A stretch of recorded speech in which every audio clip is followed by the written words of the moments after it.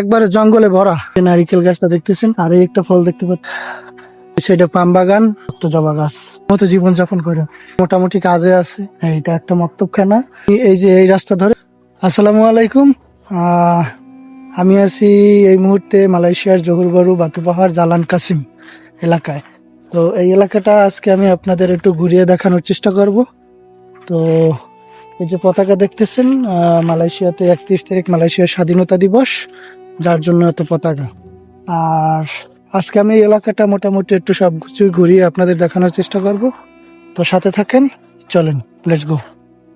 আমি এই যে এই রাস্তা ধরে আমি আর কি আপনার গ্রামের ভিতরে ঢুকবো। আর এদেশের ঘরবাড়িগুলো একবারই নান্তায় আর কি, যাকে বলা হয় ফ্লোর বা মাটি, বা আর কি মাটির সাথে মিশানো এদেশের ঘরগুলো সবই।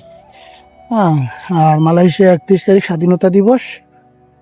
আর আমি এই রাস্তা ধরে আপনাদের গ্রাম দেখানোর চেষ্টা করব।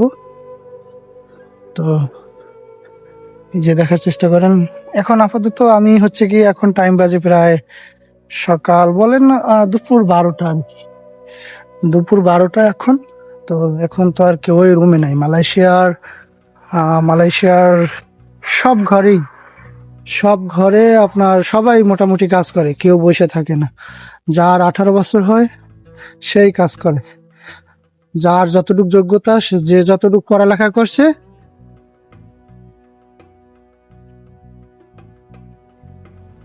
যদি দেখানোর চেষ্টা করি আপনাকে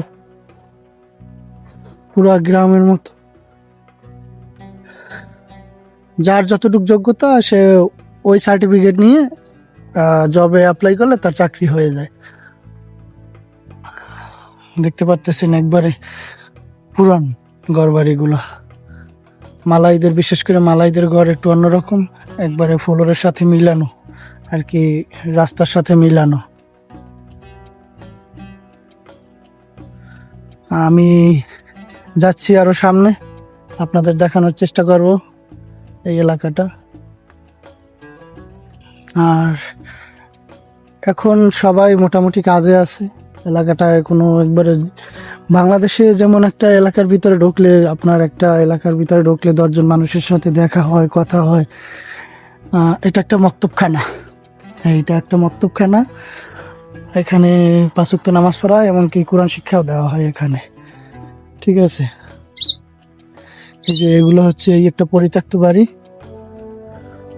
এটা একটা পরিত্যক্ত বাড়ি, এখানে লোকজন থাকে না।